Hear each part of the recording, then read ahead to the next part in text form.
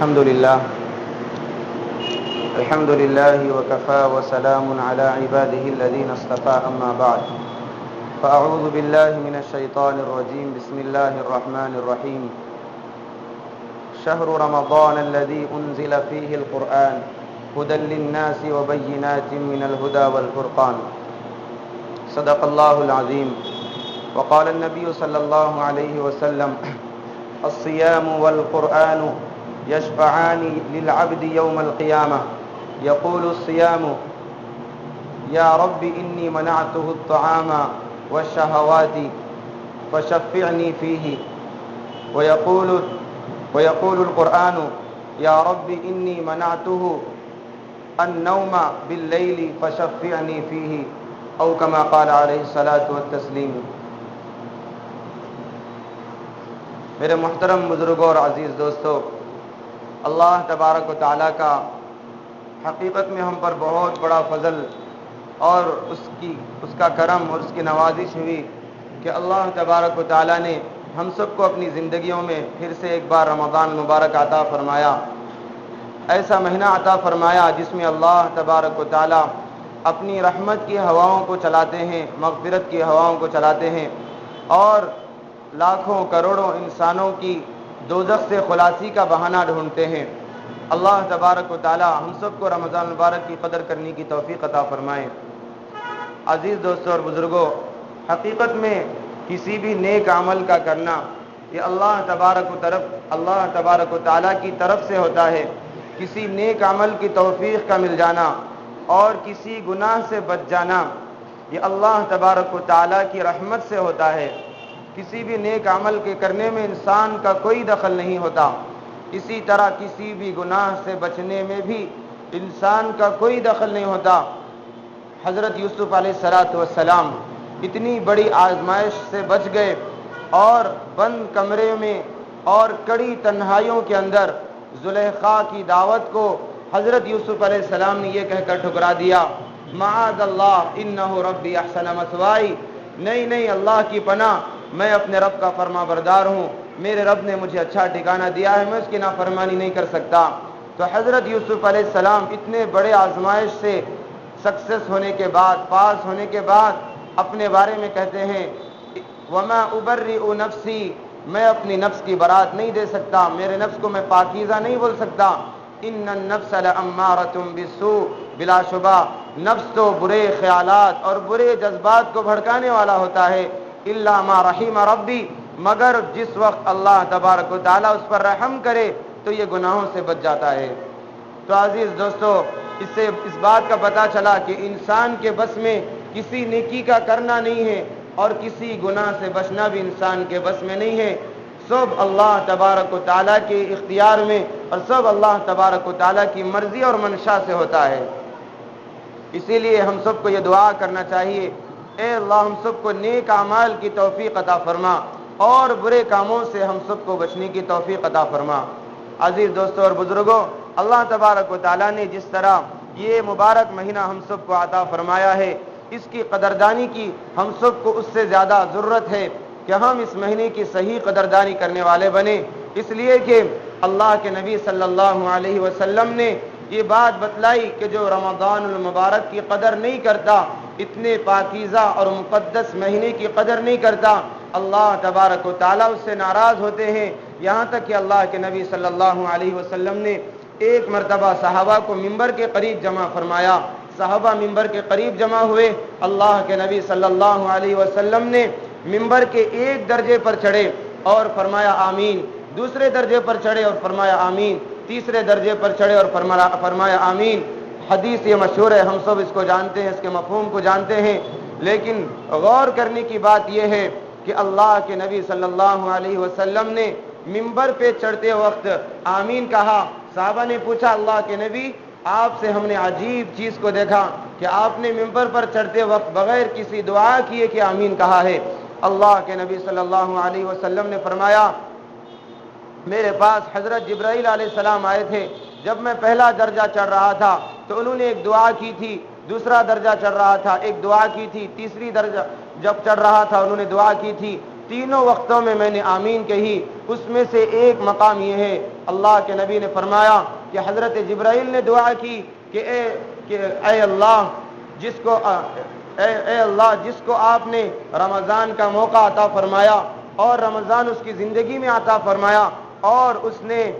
نے رمضان کی قدر نہ کی تو اس کو ہلاک کر دے۔ ہلاک ہو جائے وہ شخص جو رمضان کے مقدس مہینے کو پائے لیکن اپنی مغفرت نہ کرا لے۔ اللہ کے نبی صلی اللہ علیہ وسلم نے کہا تھا آمین۔ عزیز ساتھیوں، اس بات پہ غور کیجئے کہ دعا کرنے والا فرشتہ ہے، فرشتہ، اور صرف فرشتہ نہیں بلکہ فرشتوں کا سردار سید الملائکہ ہے، اور آمین کہنے والے صرف نبی نہیں بلکہ سید الانبیاء حضرت محمد صلی اللہ علیہ وسلم ہے۔ دعا کہنے والا سید الملائکہ اور آمین کہنے والے سید الانبیاء ہیں۔ اور مقام بھی کیسا ہے؟ مسجد نبوی کا، مسجد نبوی کا نہیں، مسجد نبوی کے منبر کا مقام۔ ایسے مقام پر دعا کرنے والا ایسا، آمین کہنے والا ایسا، تو بتلائیے ایسے شخص کے حق میں بد دعا کرنے پر اس کی تباہی سے اس کو کون روک سکتا ہے؟ اگر ہم نے اس رمضان کی مکمل قدر نہ کی تو اللہ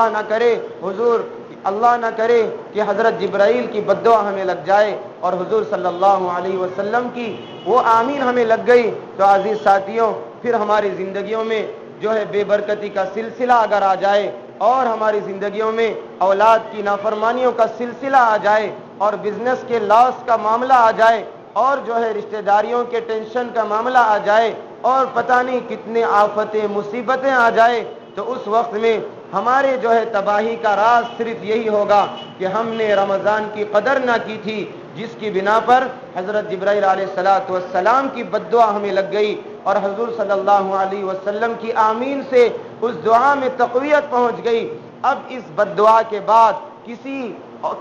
کسی عامل کے اندر یہ طاقت نہیں ہے کہ ہمارے گھر کی بندش کر کے دکھائے بے برکتیوں سے، اور کسی جادوگر کے پاس وہ دوا نہیں ہے کہ جو ہمیں اپنی زندگی کے اصل رخ پر لا دے، اور کسی لیمبو کی کوئلے کی تعویذ کے اندر وہ طاقت نہیں ہے جو حضور صلی اللہ علیہ وسلم اور حضرت جبرائیل علیہ السلام کی بد دعا کو کاٹ کر دکھا دے۔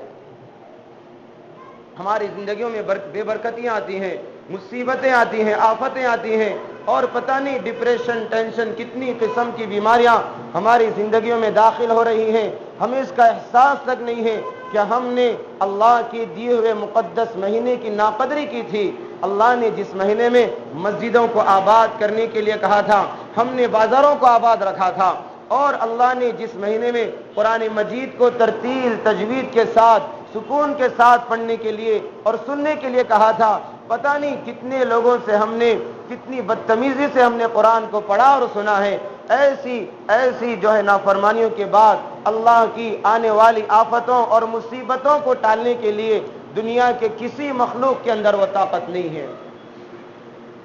عزیز ساتھیوں، اللہ تبارک و تعالیٰ نے یہ مہینہ عطا فرمایا ہے، اللہ سے دعا کریں اللہ اس میں ایک پل کی بھی نافرمانی سے ہم سب کی حفاظت فرمائے اور ایک پل کی ناقدری سے بھی ہم سب کی حفاظت فرمائے۔ سید الملائکہ سید الانبیاء کی دعا اور ان کی آمین سے ہم سب کی حفاظت فرمائے، بد دعا اور ان کی آمین سے ہم سب کی حفاظت فرمائے۔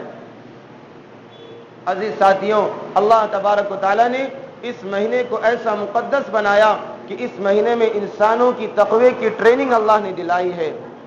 11 مہینے میرے بندے